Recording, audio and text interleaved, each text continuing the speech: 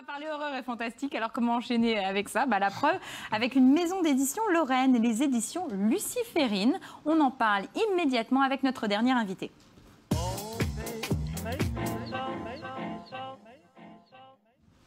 Et c'est Barbara qui nous rejoint ce soir. Bonsoir à vous, Barbara. Bonsoir. Bienvenue sur le plateau du Grand Rendez-vous. On va parler de cette maison d'édition. Vous avez créé les éditions Luciférine avec deux spécificités, l'horreur, le fantastique, la science-fiction. Pourquoi vous êtes-vous lancé dans ce genre-là? Alors en fait, à la base, j'aime bien les littératures qui sortent un peu de l'ordinaire et qui ont un côté assez violent, qui n'hésitent pas à aller sur des sentiers un peu explorés, un peu sulfureux. Et je réfléchissais à trouver un thème commun autour de cette idée pour pas faire quelque chose de trop vaste. Et donc je me suis dit que l'horreur c'était une bonne idée, puisque finalement il n'y avait plus tellement de collections d'horreur, que c'était un peu passé à la trappe avec la fantasy et la science-fiction. Et donc je me suis dit vraiment remettre ce genre sur le devant de la scène avec une maison d'édition qui lui était dédiée. Est-ce que quand on décide de choisir l'horreur comme genre de prédilection pour une maison d'édition, on sait qu'on va être grand public ou non, on sait d'avance qu'on va toucher un public bien particulier? Alors on sait d'avance qu'on va toucher un public de niche, mais pour moi c'était intéressant parce que je voulais pas viser trop large, parce que viser trop large c'est aussi le risque d'être dans la masse. Et le but c'était vraiment d'attirer l'attention d'abord de la niche, puis après, pourquoi pas de s'ouvrir. Donc il y a un vrai souhait aussi à trouver des plumes qui sont peut-être plus grand public dans leur approche de l'horreur? Oui, bien sûr. Moi, vraiment, l'idée, c'est quand même que les textes restent accessibles. Donc, j'essaye toujours avec les auteurs de leur faire travailler leur style pour avoir vraiment quelque chose de fluide et de quelque chose de compréhensible. Donc, je ne suis pas pour les intrigues trop alambiquées qui partent dans tous les sens.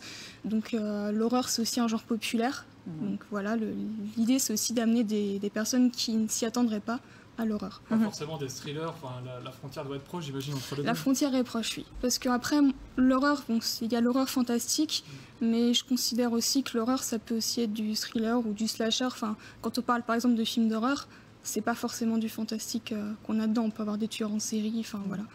C'est un genre qui est très très large. Qu'est-ce qui fait un bon livre d'horreur pour vous? Toi en couverture. C'était facile. Un bon livre d'horreur, c'est un livre qui va vraiment mettre mal à l'aise, tout simplement, puisque c'est le but de l'horreur. Donc c'est un livre qui va marquer, dont on se souvient, et qui a le petit plus, je pense, de faire réfléchir aussi. Parce que pour moi, l'horreur ne doit pas être gratuite. Si ça provoque un malaise, j'aime bien qu'il y ait une raison sociale, une raison psychologique, quelque chose qui pousse à avoir ce malaise, pas juste montrer du sang, pas juste faire du trash. Oui, il y a vraiment une dimension réfléchie et un ressenti qui doit venir, je dirais, spontanément, naturellement et tout doucement chez le lecteur. Vous lancez régulièrement des appels à texte. C'est vrai que vous aimez bien dénicher comme ça des plumes, des gens qui n'ont jamais écrit et qui décident d'écrire pour vous. Pourquoi ça? Est-ce que c'est aussi une façon de se démarquer? C'est une façon en fait déjà de faire parler de la maison d'édition et de montrer aussi aux auteurs qu'on existe, qu'on est là et que si ils écrivent dans ce style, on est tout à fait prêt à les accueillir, tout simplement. Parce que quand on débute, les auteurs ne nous connaissent pas, donc il faut aussi les inciter à venir vers nous. Est-ce qu'il y a un souhait pour les éditions Luciférine à aller vers autre chose que l'horreur, le fantastique? Est-ce que ça, vous y avez pensé? J'y pense. Déjà, le tout premier titre des éditions Luciférine, c'était plutôt un petit essai sociologique sur la culture gothique, donc là on n'est pas vraiment dans l'horreur. Et oui, j'aimerais rester quand même dans un style assez noir pour pas perdre le premier public. Mais comme j'ai dit, voilà, la ligne fantastique peut très bien partir plutôt dans le thriller, dans la science-fiction. Mais on essaie de garder un style un peu sombre à chaque fois. Vous publiez combien de livres par an? Alors, comme ça existe depuis 1 an et demi, pour l'instant, j'y vais assez progressivement. Donc, il y a eu, en 2014, il y a eu 2 livres. J'espère qu'en 2015, il y en aura 3. Voilà, ce que j'allais dire, il y a un livre en préparation sur les maisons hantées, je crois. Voilà, donc ça, c'est la 2e anthologie. Donc après, il y a eu la première anthologie qui était dédiée à l'univers d'Edgar Poe, pour faire vraiment un clin d'œil ouvert à un maître du fantastique. Et je voulais continuer sur cette ligne parce que c'est vrai que les anthologies, ça permet de faire venir des auteurs, c'est des thèmes communs qui attirent aussi les lecteurs.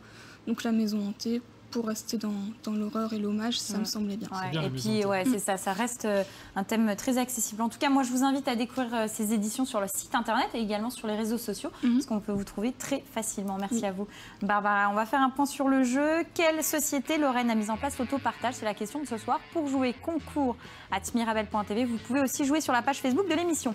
Merci beaucoup, Barbara, d'être venue. Merci, Jean-François. Arnaud, je te remercie. Merci. Donc à vendredi.